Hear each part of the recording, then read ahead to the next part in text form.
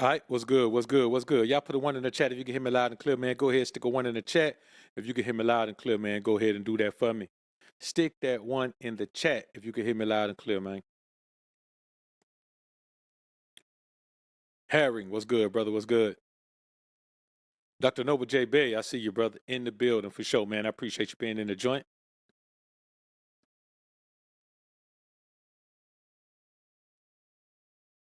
Let's give the people a couple of minutes to get in here, man. Just a couple of minutes. Not too long, not too long. Give them a couple of minutes to get in here.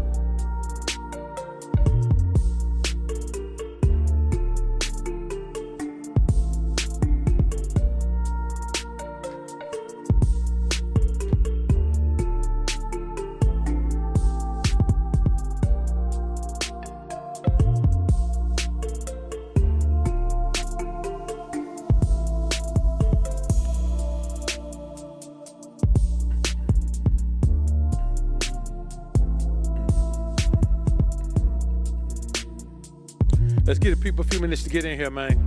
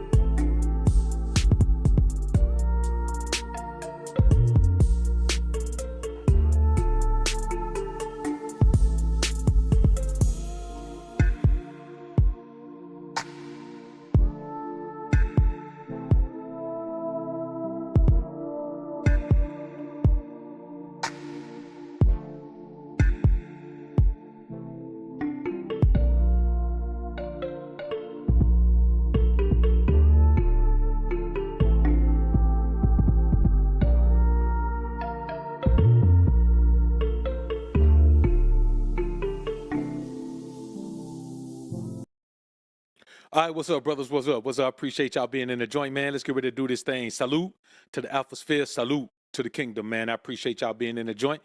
Let's get ready to do this thing, man. Let's get ready to do this thing, man. I appreciate all y'all, man. All the support of the channel, man. Y'all are the reason, man, that we have this new phenomenal background. We have this new phenomenal image. We have this new phenomenal, same quality sound that we've always had. I appreciate y'all, man. So this is gonna be what we're gonna roll with for now. Probably for the next year. This will be what we'll roll with, man, for our background, man. I think we got it, looking pretty decent now. We got it set up, we know where we want it to be, man. So let's get ready to do it, man. So listen, brothers. Someone was asking me, how do they become the man that they know they should be? Now, I want you to think about the quality of that question. The man you know you should be, which means you recognize that you're not the man you should be. Now, we're going to take a deep dive on this topic today, man. We're going to take a dive on it. You understand? So what we're looking like is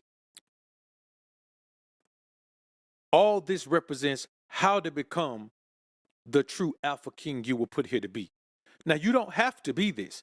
You can be totally satisfied with where you are in life right now. And if you are, fine. Don't worry about growing to some arbitrary level of life if you're totally satisfied with where you are. You don't want to spend your entire life trying to grow somewhere. Eventually, you want to have some years where you're at the level of life where you want to be. Like, we hear this thing, the grind never stops. The hustle never stops. Man, I don't want to be 70 or 80 years old talking about the hustle never stops. Bro, listen, I don't want to be 55, 60 worrying about when the hustle stops. I truly believe 55 is a phenomenal retirement age, where from that point on, you're just letting your money work for you and you live in the quality of life that you want to live. And it's actually an amazing life. That's what I think we should be doing. So this is for the men who don't believe that they should be tied up into something that's not realistic or not the way it's supposed to be.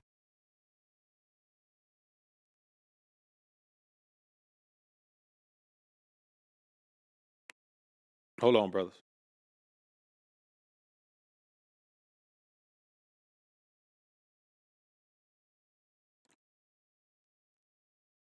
Know what I'm gonna do? All right, so let's get into this, man. How do you navigate these things? Well, first you have to recognize these things. Pastor Icky, salute, man. Chuck Lee, what up with you, man? Young Markel, what's good with you? My brother SJ3 in the building, what up with you, brother? Tez, what up with you, man? Enter the Rain is in the building. Ice Cold G, what up with you, man? 1 million Buddhas on deck. Who else we got up in here, man? The Swarthy Wizard, what's good with your family? Good to see you in the joint as well. Loved by few, I see you in the building, man. Uncommon, what up, bro? Logical Thoughts in the building. Royal T is on deck. Hey, Bell, what up with you, brother? What up? Let's get ready to do this thing, man. Let's get ready to do it. Rob MB, what's good? Good to see you on the joint, man. Good to see you in here. Mello, what up with you, man? Good to see you, homie. King David, Duma Sonny, I see you, man.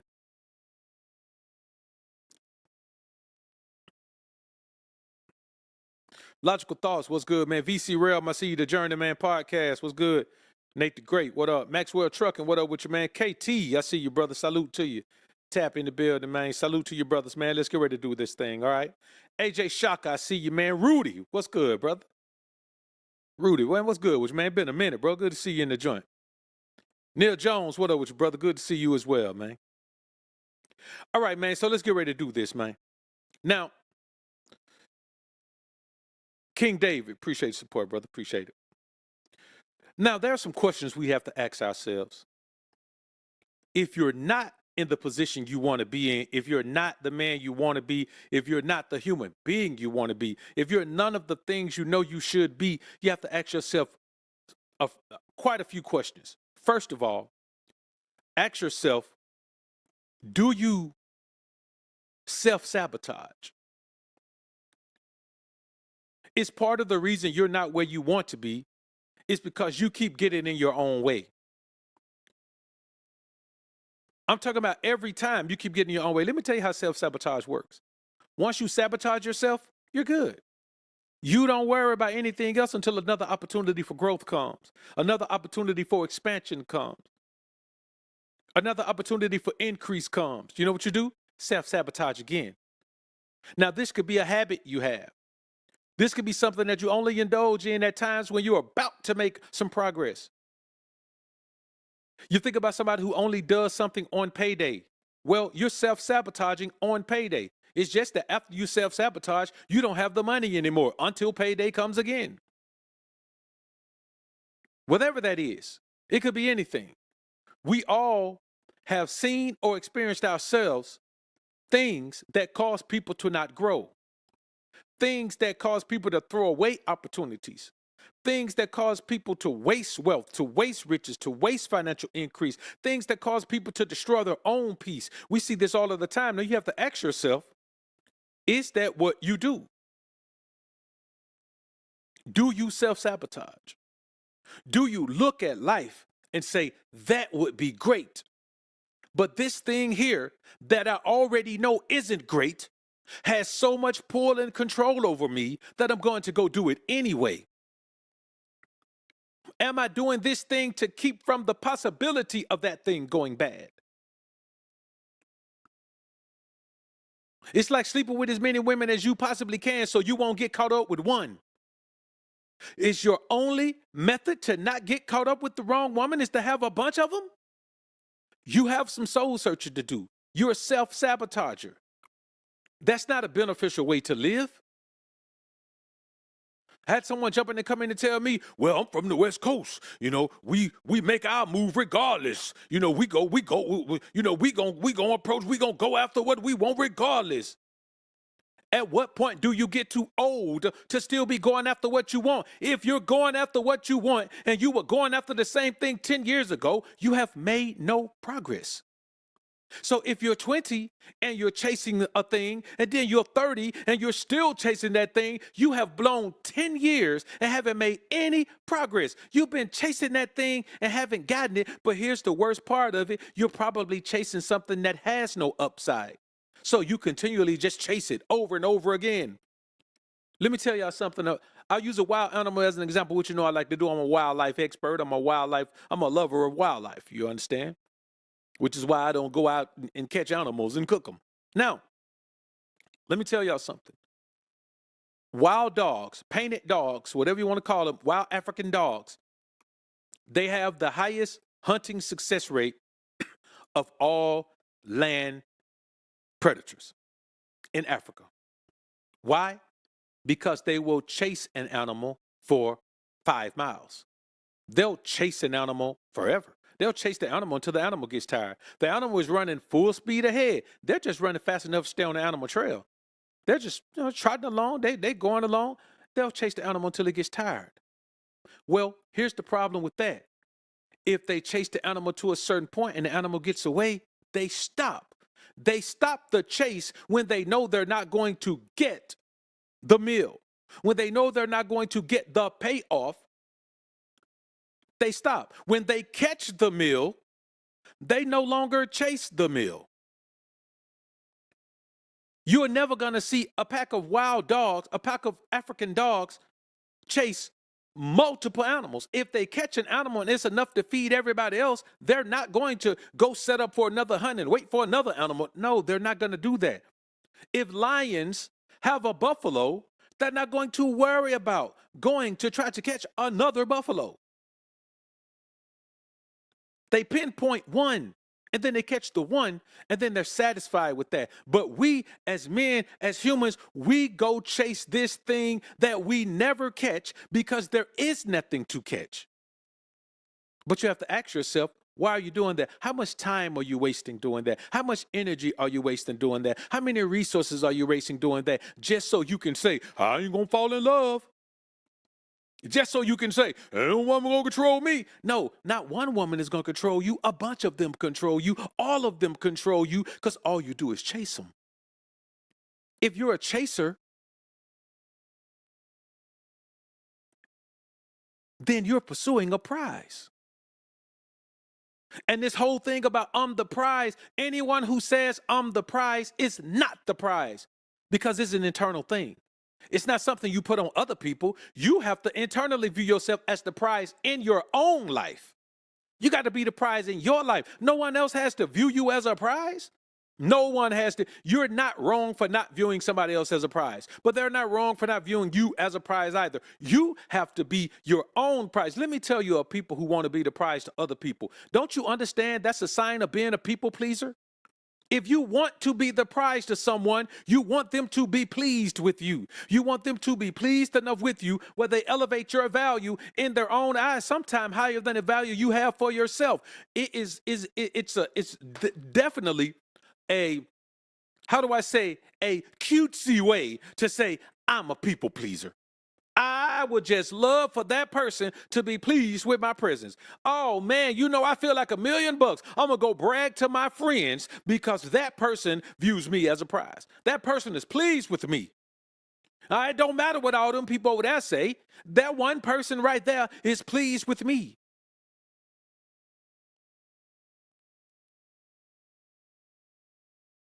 And you got to think about how often we brag about that.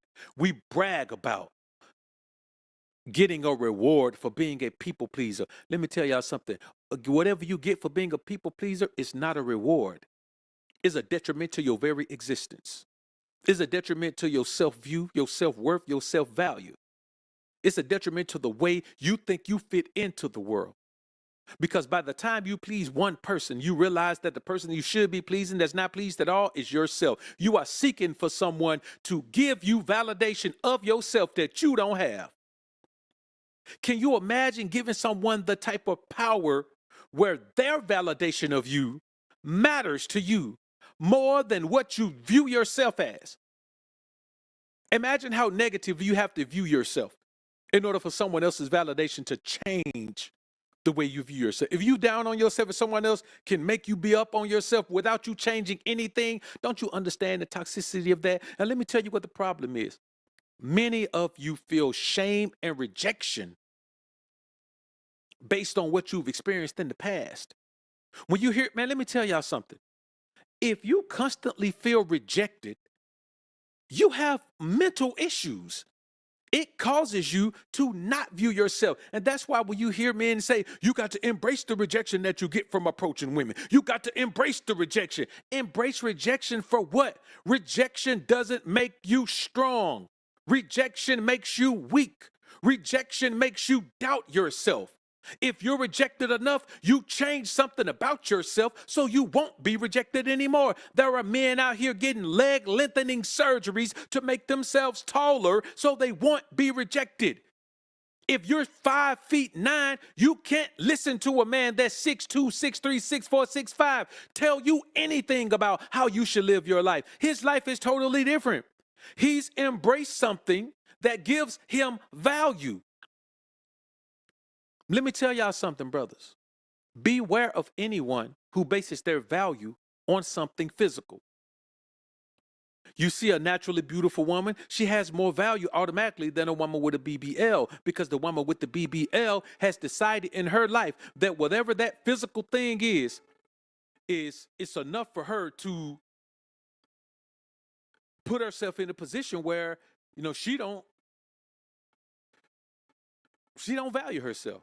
She needs you to value her. And so what will she do? She'll have a BBL. It ain't big enough. She'll go add on to the BBL. It ain't big enough. She'll go add on to the BBL. And before you know it, she got a backside like a sofa.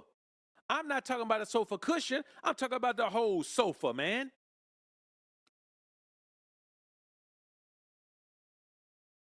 We got to understand the value of being who we're supposed to be. We got to understand the value of elevating ourselves above what someone else can say about us, what someone else can feel about us, what someone else can spread a rumor about us, what someone else can make jokes about us, what someone else can do. Man, we are taught that as a child. Think about as a child how you're taught to be an individual. Your parents allow you to embrace your individuality. They'll let you wear a pair of cowboy boots to school in the summer if that's what you want to be. And in kindergarten, first grade, it don't even matter. But we get to a point where we start to want to be what everyone else wants us to be. And some of us take that all the way into our adulthood. Or some of us take that all the way into our adulthood. We don't even understand how beneficial individuality is. So you know what we become? We become antisocial. Now let me tell you the deepest, darkest level of antisocial disorder. When you can only go out if you dress up. Kanye West said it in a song. And I can't even go to the grocery store without some ones that's clean and a shirt with a team. You can't even go outside without your jewelry on.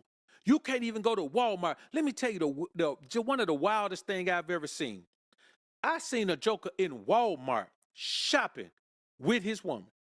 And he was in there suited and booted. She was dressed down. That joker was in there suited and booted. He was draped up, dripped out, man, looking like he was headed to the Players Convention. I'm telling you, he was suited and booted. And I said, brother, how long did you have to put all that on to come in here? And even if you was already dressed like that, my woman finna go to Walmart by herself. Or she finna wait for me to get home and change. I'm not finna go to Walmart suited and booted. But the way he was walking around and prancing around, man, he was in Walmart suited and booted like he was trying to catch something. Well, how you trying to catch something? You with your woman in there. And they both had rings on their fingers. And I'm like, brother, we have to understand that you're antisocial if you can only go out to social environments if you present yourself in your costume. Now, some places you go, if you're at an all-white party, don't go in there with blue on. You understand? If you're at a formal event, don't go in there with some jeans on. But guys can't even go wash their car. Man, I saw a cat washing his car. Man, he was draped up from head to toe in all white, washing his car. Literally, man, the boy was at the car wash washing his car. Drying it off, waxing it, doing all that. I'm like, bruh, ain't you got some clothes you can do this in? Ain't you got some clothes you can get dirty in? Do you want to get all your white? Now you ain't gonna have nothing to wear for the all right. You're gonna be dirty for the all white party. You can't wear this to the all white party now, man. But this is the environment we live in, man. We live in an environment where people don't even understand that they're antisocial because they think because they go everywhere, they're not antisocial. Let me tell you another reason. When you're antisocial, man, that is one of the greatest connectors to you need to seek validation. There are people, man, who go out all the time. They got to be on the scene all the time because you know what? When they're at home, they're nothing. They look at themselves and they're nothing. But when they go out and they're on the scene, they get respect. They get fake love from the people. They get fake validation from the people. They feel worthy of attention. They feel worthy of that. And let me tell you, that's one of the greatest detractors from your success in life is what you learn as a child that makes you grow into an adult who needs to convince yourself that you're worthy of unconditional love and respect. If your mama didn't give you unconditional love, your daddy didn't give you unconditional love, you don't think you deserve it. So you keep trying to convince yourself you deserve it. But you're going out there getting conditional love to make up for the fact that you've never gotten unconditional love. Man, let me tell you something. It's a tough pill to swallow when you realize you've never gotten unconditional love. When you realize that everyone in your life has always required something from you. Do you realize when I was growing up, before I was an adult, I already had a bill in my name?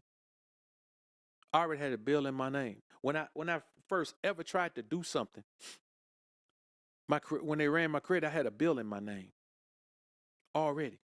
Hadn't ever even had a bill. Had been living at home my entire life. That's the story of a lot of young adults. You understand? You grew up, man, you got a bill in your name, and you're like, what happened? Because the people who are responsible for you sometimes take advantage of the fact that they're responsible for you. And it's tough to come out of that because here's what you understand. You realize that you've been neglected. See, neglect doesn't always happen when a parent isn't there.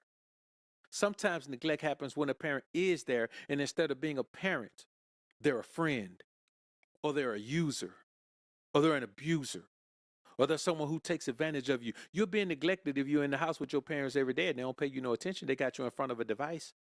You're being neglected every day if you could literally do anything you want to do inside the home in your room because your parents ain't going to never check on you.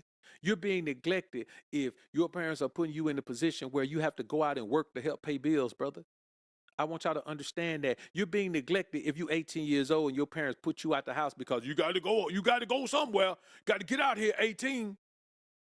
I remember Shaq said that. Says boys got to get out of the house at 18. Why? What you did? You ain't prepared them for nothing. You sound like a big goofball. What you prepared them for? At 18, you're not prepared to go out the house and deal with the world at 18.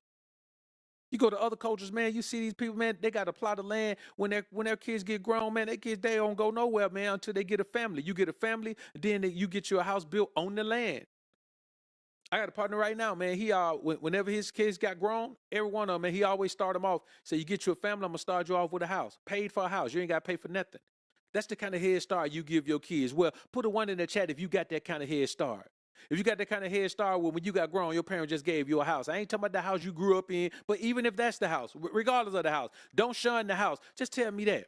You started off where you ain't had to jump out there and worry about a house. You ain't had to jump out there and worry about a car. You ain't had to jump out there and worry about adult things at 19 years old. At 19 years old, you're not an adult. Legally, you're not an adult. So how many of us had to get out there and fend for it ourselves? How many of us had to get out there and get it from the mud? Why I got to get it from the mud and you've been living for 50, 60 years? Why I got to get it out the mud? You mean tell me all this time you've been alive, you still in the mud? If I got to get it out the mud, you've been in the mud all this time. And that's the foundation that many of us are coming from. We're coming from a foundation of getting it out the mud because we've only seen people who get it out the mud.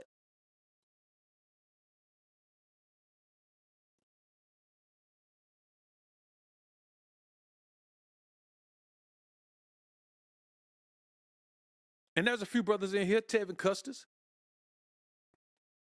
Zito, Retro Chosen, Swarthy. Now those look at all the guys in the chat.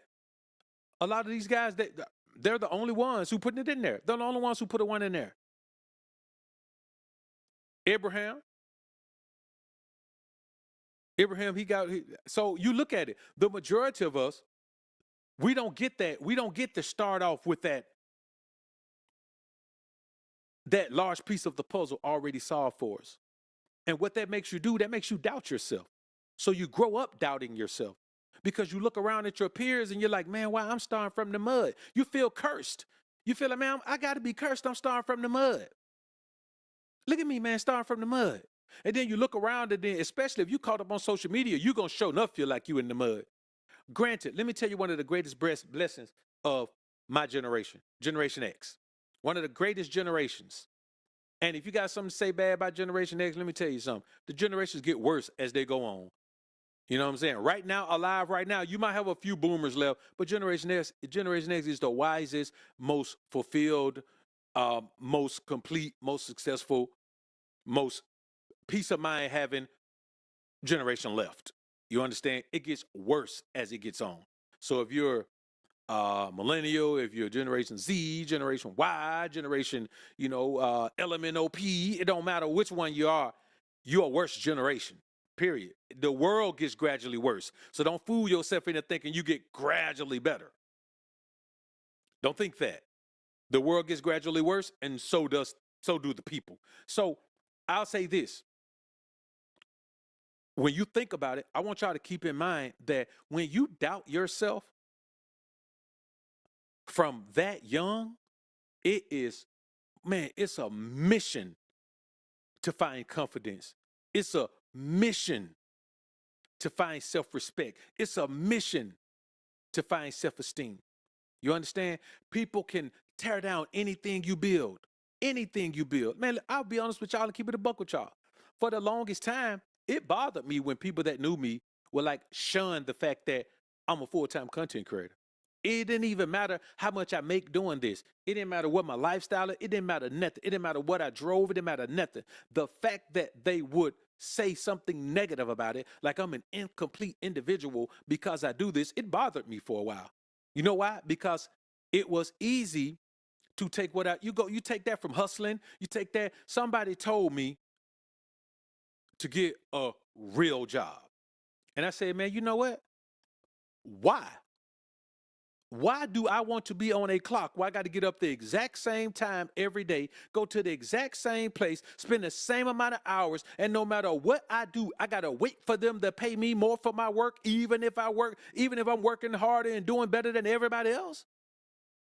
I got to wait on that, and I got to worry about waking up one day where you just say, well, you know what, we need to downsize. For nothing that I did, I've done nothing. Somebody can say, well, you can be a content creator, a platform could do that. Yes, but a platform, you got to be getting out of line. You got to be doing all type of crazy things. Not even getting out of line. You got to be looking at a set of rules and saying, I'm going to break them. You can be the perfect employee. You could have not missed a day in 10 years. And if you got a real job, and I'm not knocking people who have a real job. If you have a real job, fine. But don't look at that as the end all be all, because I guarantee you there are times when you're at your real job and your supervisor's getting on your nerves where you can't wait to start that side hustle you got and turn it into a business. How many, put a one in the chat if having a real job is what made you start your side hustle in the first place. And you trying to build your side hustle up into a business. Why? So you could have freedom, but not financial freedom, not time freedom. So you could have freedom to control your environment and make sure you have peace. That's what that's about. This is just about controlling your environment to make sure that you can control your access to peace and also control the people who have access to destroying your peace.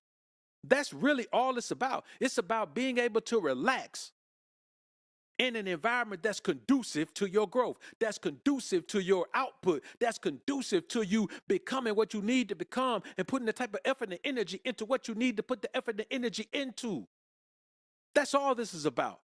So you don't have to feel ashamed and feel rejected because people don't agree with what you're doing. As long as you're not breaking no laws, as long as you're not hurting anyone, what are you doing wrong? You're doing something right. If you're doing what you love and it's affording you the luxury of taking care of yourself and whoever else you may be responsible for, give yourself credit because it took some time and it took a strong mind for you to stay dedicated to that thing. Who are they to knock down what you're doing? Who are you to accept them knocking down what you're doing? And so you know what I did? I eliminated all of those people. Rule number one in my life, if you speak negatively on me, if you speak negatively on what I do, if you speak negatively on the people that I care about, you're done. It may not matter to you. It don't matter to me either. You go that way, I'll go this way. Eliminate it immediately. I'm going to eliminate it immediately. You don't have the right in my life to speak negative. It don't matter where it's at. I used to let it slide in the comments and everything. Listen, if I see somebody disrespecting somebody else in my comments, somebody you don't even know, I'm just going to block you. Go take that somewhere else. Like you don't get to just take your negative energy all around where you are. You understand? As the overseer of this platform, it's my job to make sure I protect you guys as much as I do. That's why I do these closed chats. No, every now and then I do members only. We're doing members only on the POA channel right now. Every now and then I do subscribers only. I'm doing subscribers only right now on the BOA channel, but on the King Radio channel, it's always members only. On the BOA channel, most times it's members only. Why? Because I have to protect the people who are coming here. If you're coming here for peace of mind and to absorb the content, it's part of my responsibility to make sure I protect you and me. Your energy is as important as mine is when you're here. So I just say, man, you got to understand a lot of this come from your feeling of abandonment. A lot of us have abandonment issues, man. A lot of us have abandonment issues. And those abandonment issues, they really a lot of times don't come from, your mom walking away or your dad walking away. They come from you not having support for your dreams. When people don't support your dreams, when people can't support your dream, it don't matter if they can or can't. As a parent, it's your job to support the dreams of your children. You had them. With the moment you decide to have a child, you take on responsibilities. So you better figure out a way to do them. So what I want y'all to understand is you have that abandonment because you never got support. You never got, so people want you to focus on child support. Okay, well, here's the thing.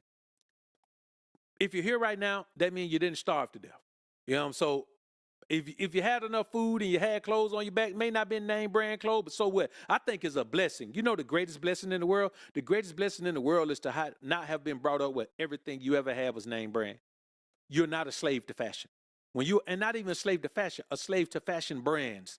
One of the greatest detriments in our environment is being a slave to fashion brands, which means that no matter what price they put on something, you're going to buy it because you're a slave to the brand. You understand? They can make a gym shoe for $5 and sell it to you for $250 because you're a slave to the brand. You're a slave to the fashion brand. You understand? They can take a handbag that can't do nothing but be carried and charge you $13,000 for it, and you'll go pay $13,000 for it. Why? Because you're a slave to the fashion brand. And one of the greatest gifts you could ever have is to not be a slave to the fashion brands, brother. I'm telling you, it is such a phenomenal thing. So if you want something and you see it, you buy it because you like the way it looks. You know how easy it is to buy something ugly? You can buy something that looks terrible, but because it has a certain fashion brand name on it, you think you got yourself something. I see people wearing so much ugly stuff. I be like, man, that is crazy what that guy wearing, man. Man, what that woman got it on for? What is this? But it got a fashion name brand on it. I'm hating because I can't afford it. Man, I wouldn't buy it if it was $10. What do you mean? If you couldn't give it to me, if you offered it to me, I wouldn't buy it unless I could turn around and sell it right immediately. And that's the thing, man. Quality doesn't mean, because I'm gonna be honest with you. There are some, now I ain't gonna lie now. When it comes to jeans, I'm gonna buy quality jeans. You understand? There's certain jeans I'm gonna wear that are quality jeans, and they're not the cheapest jeans, but you know what? They last. They last. They don't shrink. They don't do anything. They don't tear up. They last. You know what I mean? And so when it comes to quality, yes, you want quality. You want sturdy quality. You want reputable quality. But that's where expense should stop.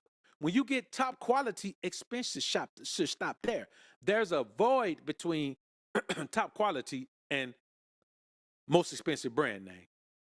So that's one of the greatest things, man. And that also comes from your need to seek validation. Like, you need to show up with the latest fashion on so people can look, so people can say, "Woo, woo, that boy clean. Woo, look at that boy. I like them old shoes. Them thing got that red bottom on it, don't it?" People are addicted to the validation they get from people being able to see that they have money to spend. Well, here's the thing: having money to spend is not what making money is about. Let me tell y'all the greatest travesty, the greatest myth that you've ever been told. The greatest myth you've ever been told is that working hard just to pay bills is a thing that represents maturity. Well, if you just work hard, you work hard so you can pay bills. Even the education system, it's set up for you to go get the best job you can so you can pay bills your whole life. Just keep getting more and more and more bills and more debt, and just keep paying more. Brothers, let me tell y'all something. The reality of life is this: the less you spend, the more you keep, the more peace you have. The less you spend, the more you keep, the more peace you have. Believe me, listen, brothers, I know people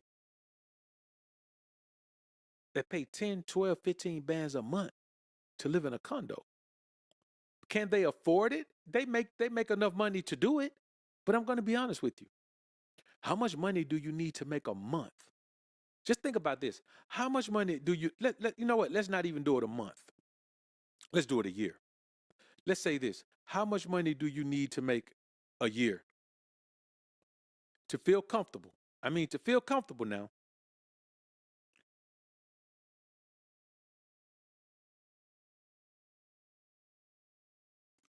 How much money do you need to make a year to feel comfortable paying $180,000 a year in rent? $15,000 a month is $180,000 a year for rent. How comfortable do you need to have? Now, you see, enter the range, just put, yeah. Now, I don't know if you're talking about a year or a month, bro. But yeah, listen, you need to, in order to comfortably pay 15,000 a month, you need to be making like a quarter million a month. You need to be making a quarter million a month. You literally need to be making a quarter million a month. Bro, it don't even matter where you reside. Where you reside is irrelevant. It's all about what you make. You know what I mean? It don't matter where you reside. Wherever you reside, you can only spend what you got to spend. So where you reside is just irrelevant. It's about who wants to spend 15,000 a month on rent. That's a lot. That's 180,000 a year. But where that come from? When you grow up having to fight for no reason at all but to keep from being bullied or targeted or anything like that. When you think about that, brothers, you got to understand, you need to show that you are not to be played with. You need to show the world that you are not one to take lightly. You need to everybody around you to know that, listen, boy, I got that paper now. You grow up poor, you need the world to know, I got that paper now. You grow up bullied, you need the world to know, I got that iron now. I'm gangsta. I'll let them things go.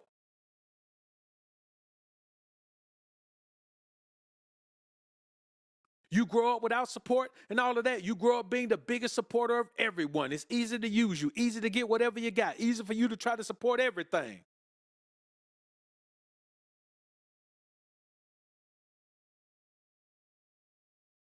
What you got? Nothing. Because that type, man, let me tell y'all something. I want y'all to understand. The only true validation is self-validation. That's the only true validation. There is no more validation. You understand? For an adult. And that validation has to be instilled in you from childhood. You understand? That is why you see certain parents, they cultivate their children's experiences. Like they put them in piano and they put them in all of these things, and they have them there with all of these different skills and all of these different interests, because that way you can elevate yourself above anyone else's validation, because you can do things that other people around you can't do.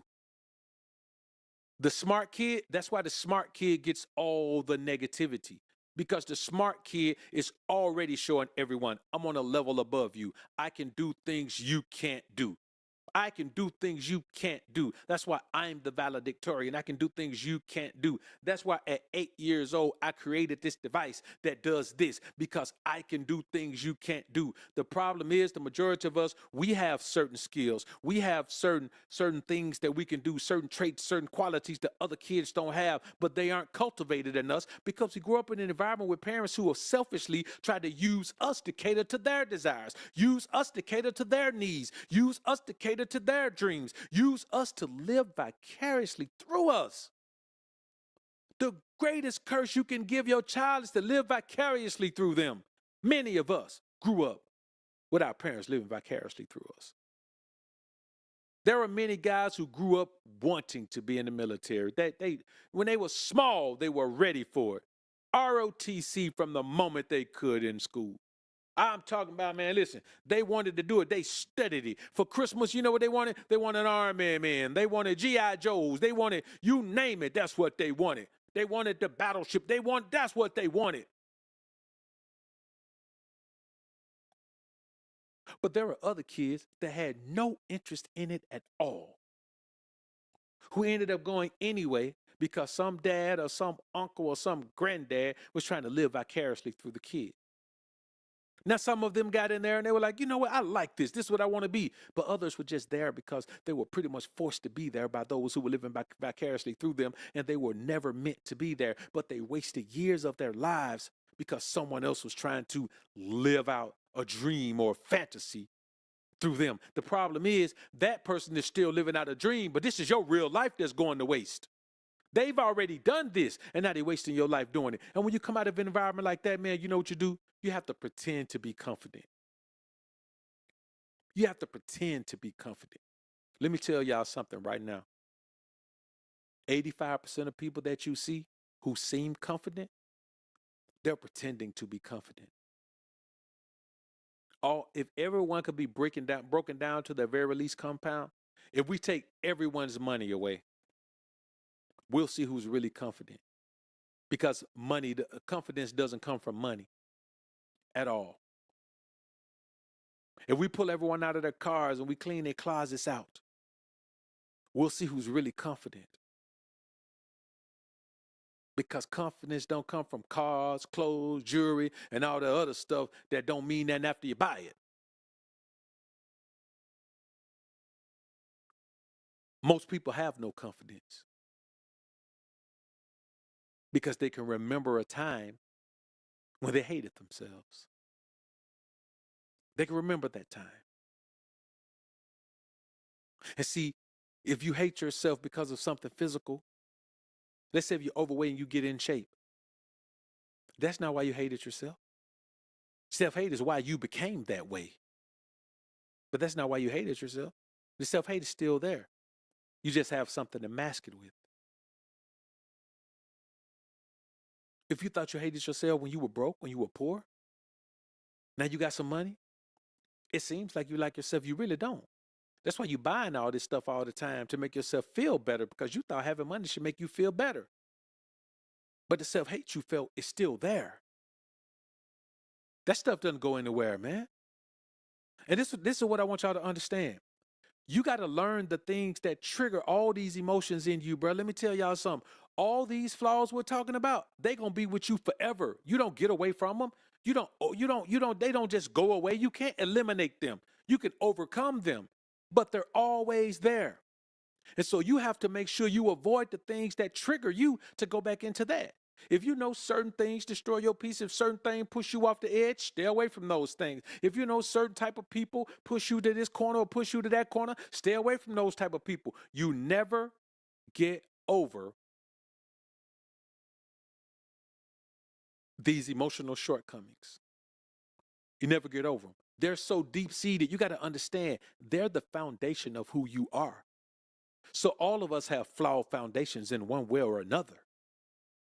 And when your foundation is flawed, you got to be very careful about what you build and where you build on top of that foundation. But we take the flawed foundation and then we get flawed wood and we get flawed basement beams and we're up to the third level of a 15-story building before we realize that everything is shaky. And some of us are up to the 10th floor. And sadly, some of us make it all the way to the 15th floor and still don't know that this thing is shaky. We think the building is supposed to sway in the wind like this. We think it's supposed to feel like it's about to crumble at any given time. We think that we're supposed to be used by other people. We think that we're supposed to be easily taken advantage of by other people. We think that we're supposed to put family over everything, even when family has tried to sabotage us and shown us nothing but hate. We think that blood is thicker than water, even when the blood has been trying to take us down forever. We are shaped by our experiences, but we don't have to stay entrapped by them. We don't have to. And that's what I want y'all to understand today. You don't have to stay entrapped by those things. First thing you got to do, man, I tell y'all this all the time. One of the first things I said on this channel.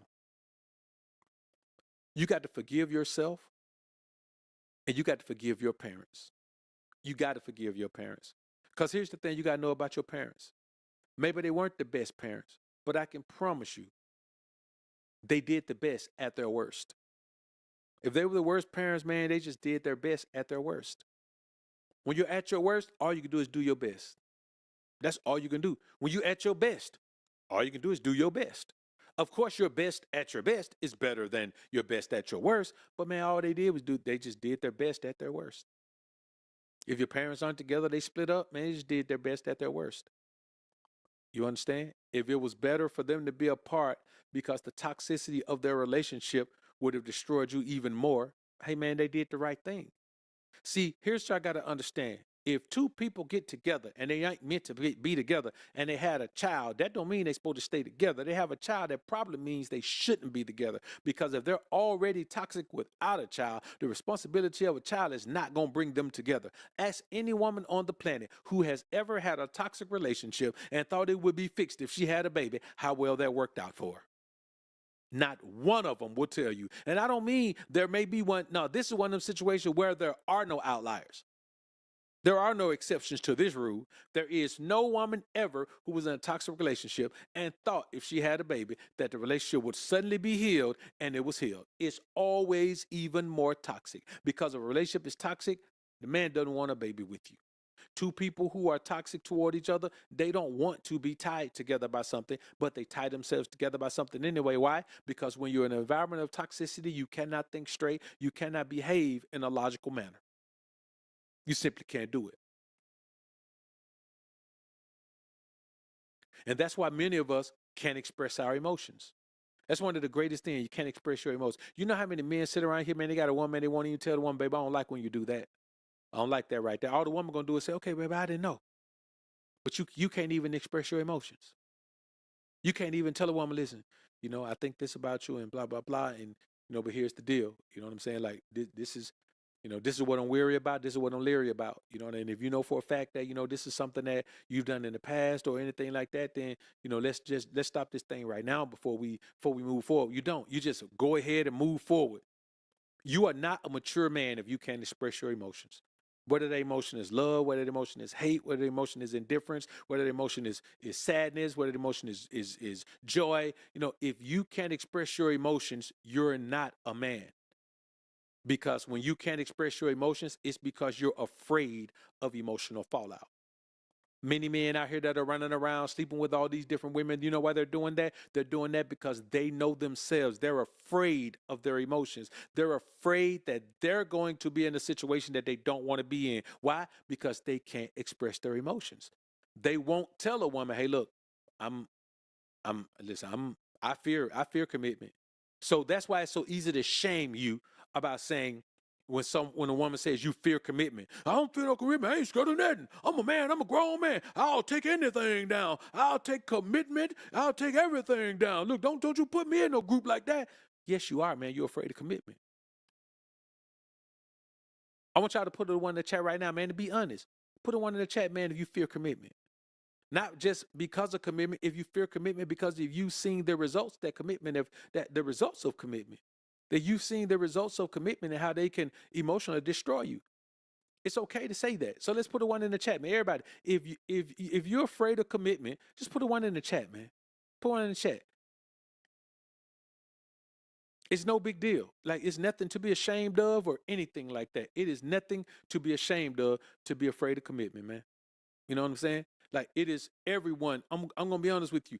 Everyone who is afraid of commitment, man, they don't have anything to be ashamed of, man. Commitment is a major source of disdain, a major source of destruction in the lives of many, man. And not just men, but women too. If you commit to the wrong person, man, you're in trouble. If you commit to the wrong person, you're in trouble. And I don't mean little trouble. I mean, you're in big trouble. You're in life altering trouble if you commit to the wrong person. Many men out here right now are on a soapbox because they committed to the wrong person. Listen, and it doesn't make you weak or soft or anything to commit to the wrong person, but it should make you humble. It should make you humble and remember how you mistakenly trusted someone with everything. That should make you humble. Whenever you think you're wise or smarter than everybody, when you think you're the smartest guy in the room, that should make you humble. Because at a point you were the opposite of the smartest guy in the room. You were the dumbest guy in the room for a minute in your life. So when we talk about it, you got to understand you fear commitment because you don't want to commit to the wrong person. But here's what I want y'all to understand. You don't have to fear commitment anymore. You just have to be honest with yourself about your emotions and about what you feel or how you view someone. You must admit you shouldn't ever cross the line into commitment with the wrong person, because when you commit to the wrong person, you already know it's the wrong person. Man, let me tell y'all something. Anyone who says that I just thought this person was an angel. Oh, I thought this person was an angel, thought God sent them to me. I thought this person was the one for me. Everything was so perfect. Nothing ever went wrong. I mean, when I tell you everything was perfect, everything was perfect. And suddenly one day I woke up and they was a monster. That's not how that goes. You got all kind of warning signs from the Most High. You got all kind of warning signs from God. Your spirit, man, your spidey sense, the hair on the back of your neck, whatever, something alerted you that this person wasn't supposed to be in your life. But you know what? You develop affinity for him. You develop feelings for him. This is why you're afraid of your emotions, because your emotions led you against what God was telling you about this person. Your emotional connection to this person, then eventually your emotional attachment to this person made you go against what you know God wanted for your life. So don't be afraid of your emotions. Be afraid of your discernment. Be afraid of your mental weakness. Be afraid of your spiritual ineptitude. That's what you need to do. Be afraid of that. Be afraid of the fact that you won't even listen to yourself. Be afraid of the fact that you won't even listen to the signs around you. Be afraid of the fact that you have the audacity to ignore red flags.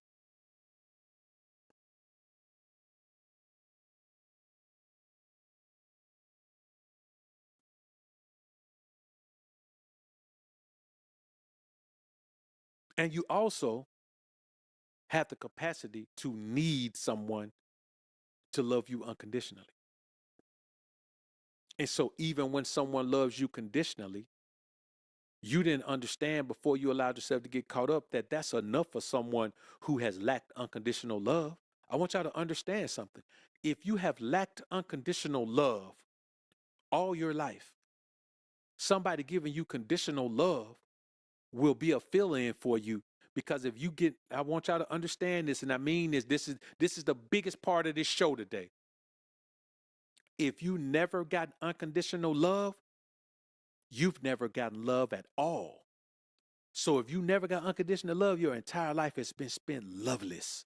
You don't even know what it feel like for somebody to love you. So if somebody can give you conditional love, somebody can give you fake love, and you'll just fall for it. You got to reconcile yourself, your mind, body, and spirit to the fact that you have never been loved. You don't know what that is. You playing game with yourself.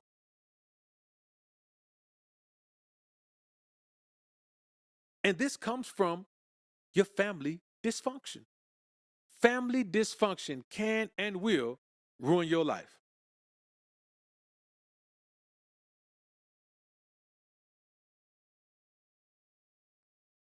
Let me check that out, man. I mean, something can and real.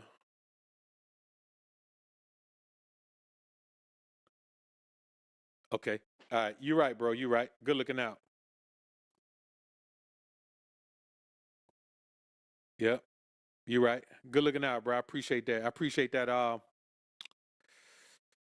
Who said that? Somebody said it. I appreciate that, bro. Who said it? Zai. I appreciate that, bro. Appreciate it. I definitely was missing something out that title.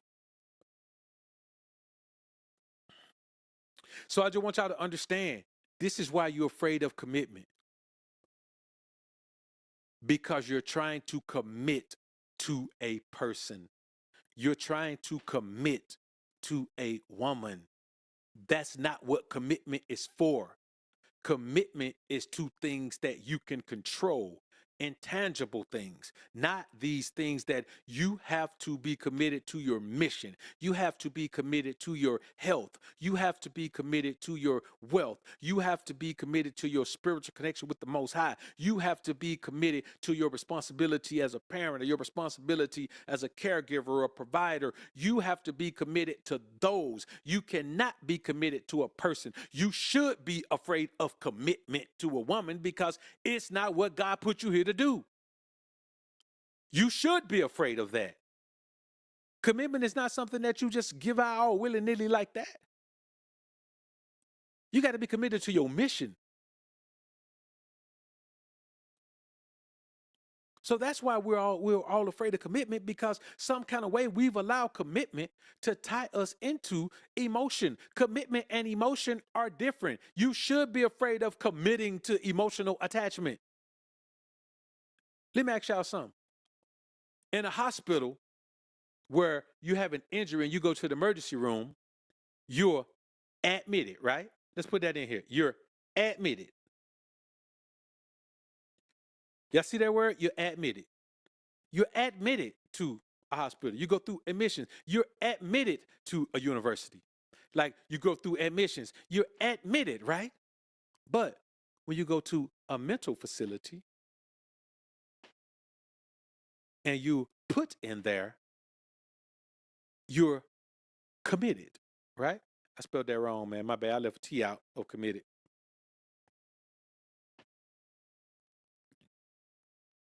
You're committed, right?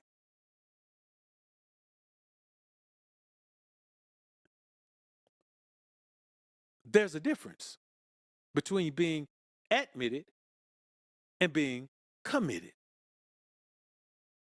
Commitment is something that's out of your control. Once you're committed, once they commit you to that, man, you're it's out of your control. You're done at that point. We don't commit to people. That's not what we're here for. We commit to purposes. We commit to missions. We commit to journeys. We commit to responsibilities. We commit to duties.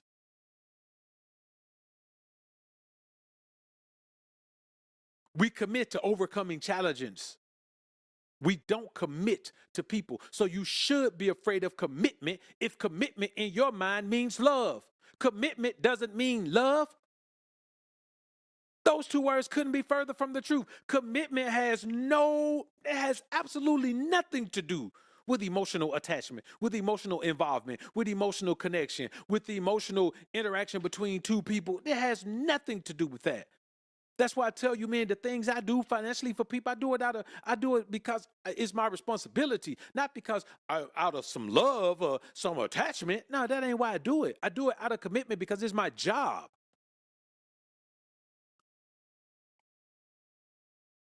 So I want y'all to understand that. Stop talking about you fear commitment. You don't fear commitment. You fear falling in love. You should fear falling in love. We don't fear commitment. We fear falling in love. We should. When you fall in love, you love someone else more than you love yourself. And so I want y'all to understand that too comes from your family dysfunction because you feel the pain of not ever having unconditional love. But here's the problem. Everyone isn't meant to give you unconditional love. A parent is meant to give you unconditional love. No one else is meant to give you unconditional love. You're seeking something from other people that they could never give you. And a lot of time you didn't even get it from your mom, but you're thinking you should have it. You're thinking you should have it. So at this point, the next step in life for all of you men is to embrace the pain that your past brought you. You got to embrace it. If you got to cry it out, you better go in a room by yourself and get it out of your system. You got to overcome that pain by not allowing it to influence the way you move through life. Now, if whatever you experienced in life, logically, after you logically assess a situation, this isn't about rooting things out of your life and doing away with things. This is about properly navigating life because you're going to come across another opportunity to be emotionally involved with someone. You're going to come across another opportunity for financial increase. You're going to come across another opportunity for either self-destruction or self-construction. You're going to come across all these opportunities again. Life is a cycle. You just keep going through the same opportunities on different levels, the same experiences on different levels, the same circumstances on different levels, the same conditions on different levels. You got to figure out how to navigate it. And the first way to do that is embrace the pain. You embrace the pain, forgive the people who are responsible for it, forgive yourself for whatever your contribution was to it. And if you had no contribution to the pain, then forgive yourself for allowing the pain to be such a burden in your life all of this time. But you got to embrace that pain and you got to deal with it and you got to move on from it in order for you to move on. The first thing you got to do, accept your parents' shortcomings. You got to accept your parents' shortcomings. Man, they were just human beings. Your parents are just humans. They're not the superheroes you thought they were. Your dad is not the superhero you thought he was. Your mom is not the angel you thought she was. That's just not what they were. They're human beings. And now that you've had time to experience this human existence, you know how easy it is to make the wrong decision. You know how easy it is when you're misguided to make the wrong decision because you thought it was the right decision. It's not even about making the wrong decisions, knowing they're wrong. We all know how easy it is to make the right decision to find out it was the wrong decision, but we were adamant that it was the right decision. We know this. And so you have to embrace the fact that you got to afford them the luxury to do the same thing. You're doing it now. They did it then. You've done it before. They did it before. And guess here's the thing. You can't even be so blind to say, well, when they did it, it affected me. Well, when you did it, it affected you. What are you talking about? The same, if you can forgive yourself for it, the first step in forgiving yourself is to forgive your parents. If you already done the same, you did the same thing to yourself after experiencing it. You worse than them. You should forgive them because they were just young. Especially if you might have been their first child and maybe their first experience. They didn't know nothing. You already experienced the pain of having that done to you. And you turn around and make the wrong decision for yourself on top of that.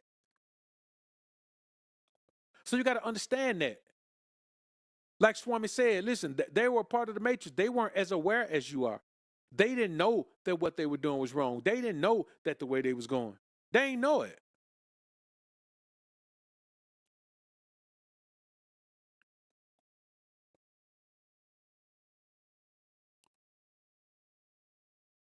You think about how, hell, it ain't been long since we knew about the Matrix. We didn't know. We didn't know we were caught up in a maze. We didn't know we were caught up in a computer program. We didn't know that. We didn't know that we were all being programmed. You know, we didn't know that we were being programmed. Computer program. Television program. We didn't know we were doing that, did we? Even at school, assembly program. Even at the funeral, a program. Easter Sunday, program.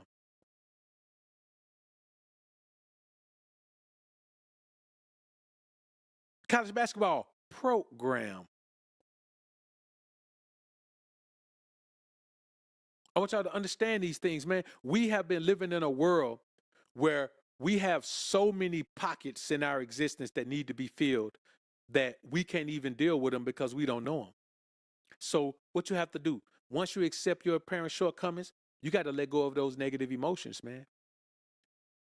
You got to let go of that pain and frustration, that self doubt, feelings of abandonment, that self neglect. You got to go through that, man. You got to let all of that go because now you can't hold your parents responsible for you neglecting yourself. You can't hold your parents responsible for you doubting yourself. You can't hold your parents responsible for your antisocial behavior. You can't hold your parents responsible for you being a people pleaser. You can't hold your parents responsible for you self sabotaging. You can't hold your parents responsible for your inability to express your emotions. You can't hold them accountable anymore.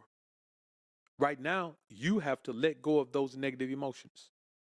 You understand? You have to. You have to. Because a lot of times, the way we deal with the world, they're just defense mechanisms from childhood trauma. You know what I'm saying? They're defense mechanisms that we developed as children. But as you become an adult, you deal with more of the world with more freedom. And so your that same defense mechanism looks different as an adult than it did as a child because you were limited to the power that you had as a child. But now, man, we have all these defense mechanisms, man, and they make you an unlovable adult. They make you an unbearable adult. You know, they make you a person that's just so agitated and so frustrated and so angry about life, bruh. Let me tell y'all something. Beware of people who are angry about life. Beware of people who are angry, who base their lives on anger that they feel about any situation that they've ever experienced before. You know what I'm saying? There's a toxicity to anger that we must avoid at all costs because anger is so toxic, brothers. Anger is absolutely toxic. The penitentiary is filled with people who acted off anger. The graveyard is filled with people who acted off anger. It's full of them. There's no emotion that has led to more self-destruction than anger. And a lot of time that anger is just a defense mechanism for your childhood trauma. Let me tell y'all something, man. Whatever those traumas are, the things that make you angry, the things that make you feel pain, the things that make you hurt, the things that make you feel sad, you got to avoid those things, man. I told y'all earlier, you got to avoid those triggers, man. Those triggers are something serious. You have to avoid those triggers because once you're triggered, there's nothing you can do. Once one of those emotional stop gaps are triggered, you going all the way down the rabbit hole. And then when it's done, you can be back to yourself. But we got to stop going down the rabbit hole. We got to put a lid on the rabbit hole. That's why you have to change your circle, change your surroundings. You have to change a lot of these things, man. You have to change them because if not, you'll be controlled by what's around you. You'll be controlled about what people say. You'll be controlled about what people do. Somebody can say something negative about you, man. You'll take a penitentiary chance, almost going to prison about that.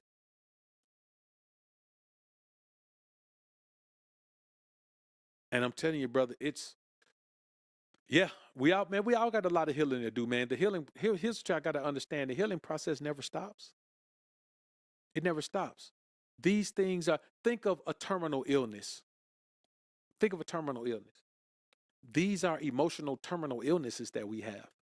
These things last forever. You always got to have treatment for them.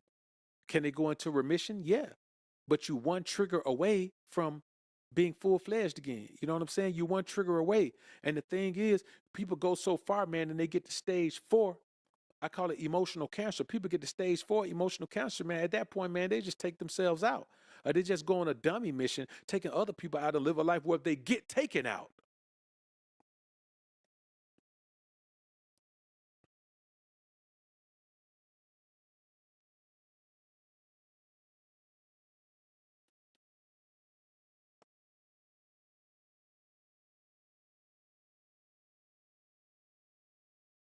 Anger, yeah, anger is absolutely toxic, man. I see someone say anger is absolutely toxic.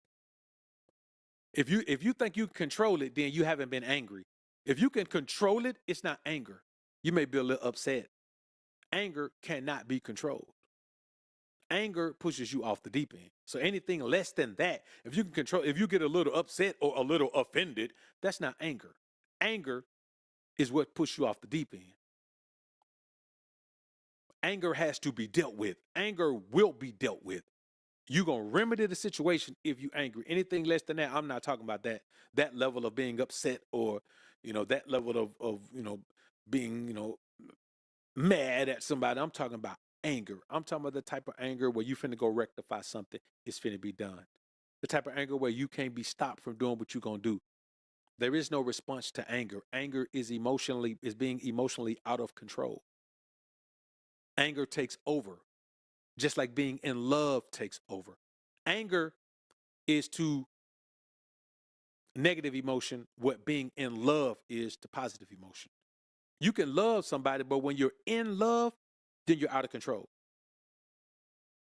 You're out of control. You literally can't control yourself. We're looking at young Travis Hunter right now. He's in love. He can't. He's in love. There's nothing you could do about it. Love, that feeling of love is going to guide him until he crashes out. That's what happens with anger. When you're angry, truly angry, anger guides you until you crash out. It takes over you. So you literally have to not allow things to anger you. You have to avoid things to anger you. I give you an example. I've seen people almost physically fight over this past election.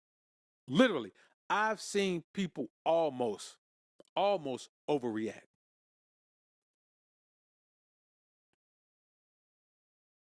I've seen people almost. I've seen people who would have overreacted, but people were there.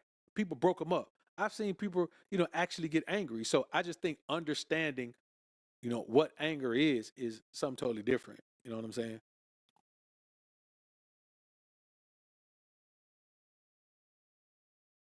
And so, see, I want y'all to listen. Now, all right, so we're gonna address this right here. See, here's the thing: until you understand that emotion is the opposite of logic, you'll stop going down this rabbit hole of trying to make the two work together.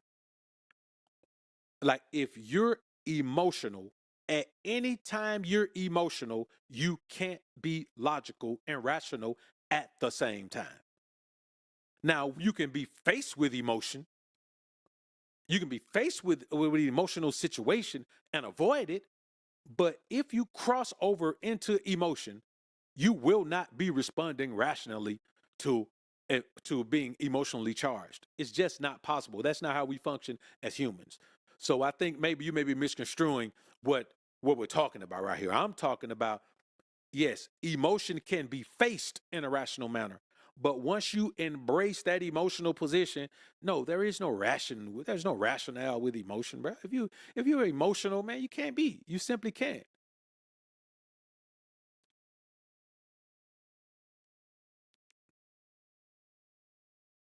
You can't. I'm telling you, man. Like, anger's a different thing. It's just not like that. But I mean, you're entitled to your opinion, brother. You're entitled to your opinion. I mean, if that's how you view it, then cool, cool. You view it that way. For me, I mean, I don't know. I just ain't never seen it. You know what I'm saying? And I'm gonna be honest with you. I would like to think I've had more experiences with more people in this lifetime than almost anyone in this chat has. And I've never seen it. You understand? I've never seen it. I mean, I've talked to hundreds, if not thousands, of people, and every time it's always you cross over into the emotional point of no return. There's an emotional point of no return. Now, maybe you've been blessed enough to avoid it, as I have. You've been blessed enough to avoid, because even whenever I had to let that iron fly on somebody, it wasn't because of anger. It was because of principle. It's because, okay, you did this, now I must do this to show you and everyone else that this cannot be done. It was never anger. It was always thought through, because I'm not gonna let anybody push me into that emotional state, because when you're overly emotional, you can't control yourself. But I'll say this, man. Here's what you got to do. You got to resist the temptation to punish or help others just to make yourself feel better. See, you can be so down on yourself that you feel like, okay, I'm down on myself. I'm gonna make somebody feel how I feel. Everybody gonna feel how I feel. Man, there's been stories of people who've had HIV and they've literally been going around giving it to people on purpose. Why? Because you're gonna feel what I feel. I'm so mad and upset, I'm gonna make somebody hurt like me. Or you become that type of person where you become this healer. You become this uplifter. You want to affect everyone you can in a positive manner. That makes you feel better about yourself. You trying to convince yourself that what you went through is not didn't do nothing to you. Look at all the people I help. How can you say I'm not good? I help all these people all the time. When at home you miserable when you're by yourself. That's why you're helping all those people all the time, because when you're not helping somebody else, you feel worthless because you can't help yourself. Well, here's the thing about helping yourself. Here's the thing about helping yourself. You got to connect to the spirit of who you are by understanding that God is God and you are not a God. You're a human. And so what you need to do is understand your position and humbly connect your spirit to the Most High. Because without that spiritual connection, you will not be overcoming anything. You will be oppressed and suppressed by every single entity and energy in your life because it was planted in you from the time you were a child. And as you overcome these things, you'll start to see your life grow. You'll start to see your life change. You'll start to see you gaining control over things that controlled you before. But it all starts with looking within yourself and doing some serious soul searching and being honest about the fact that you're a man child. You have to embrace that. Until you embrace the fact that you lack some of the things that it takes to fully embrace manhood, you just won't get there. So do that now. Do that today. And I'll see y'all on the next show, man. Listen, brothers, I appreciate y'all being in the joint. SJ3, Famo. I appreciate y'all, man. Hold up, man. I saw Famo in here somewhere. That Famo here. Appreciate your Famo. I got a super chat up here, man. Somebody send a super chat in. Oh yeah, Dread, appreciate the dub, man. They say truth hurts. Your word, revelation, cut program. I gladly took on, man. That's the thing about the programming. We gladly take on the programming. We gladly allow ourselves to be influenced by things we shouldn't be influenced by. Norman Gallen, appreciate the 5 bones, brother. Appreciate it. Appreciate it. Into the rain, appreciate you, brother. Appreciate the 5 bones, man. Into the rain, also, man. Yeah, let me see. Into the rain said my cousin had 800 Gucci shoes on and was homeless. Man, that's crazy. And let me tell y'all something, man. What really got me on this tip, and I've told y'all this before, man. I was in Miami, man. And matter of fact, I was in Fort Lauderdale, and I bounced back and forth between Fort Lauderdale and Miami, man, just on vacation. And I saw some Gucci shades, man, and I bought them, man. Them Gucci frame, they were dope, man. And there was a pair of and I wasn't really upset about the Gucci frame. I was cool with the Gucci frame. Gucci frame cost $600. I was cool with it. But then it had some Christian Dior frames in there as well. And they had just came out that day. And I was like, man, so what's the deal with the CDs? What's the deal with the Dior's? They were 800. I bought them. And I'm gonna be honest with you, brothers. I didn't even need them. I only wore them when I was down there. I break them out whenever I go to Florida, whenever I go to California, whenever I'm in Galveston, somewhere like that, man. Even when I'm in Connecticut in the summertime, if I'm somewhere that's coastal, then I go there. I take them with me. But man, most times I travel, man, I'm in the interior United States, bro. I ain't by no water. And it be all winter time and all this, bro. Them thing right there, man, they ain't do me no justice. And I realized then, man, I still got them now, man. I care so little about them, man. I lost the Gucci frame somewhere. I left them at an Airbnb. I don't even remember what Airbnb it was. I left them, didn't even call the people because I don't care about it. Now, if you care about those things, what I'm saying is you do them because you want to do them, but not because you want people to give you validation for it. So, man, peace. Camera about to die in the way, man. I appreciate y'all being in the joint. Peace.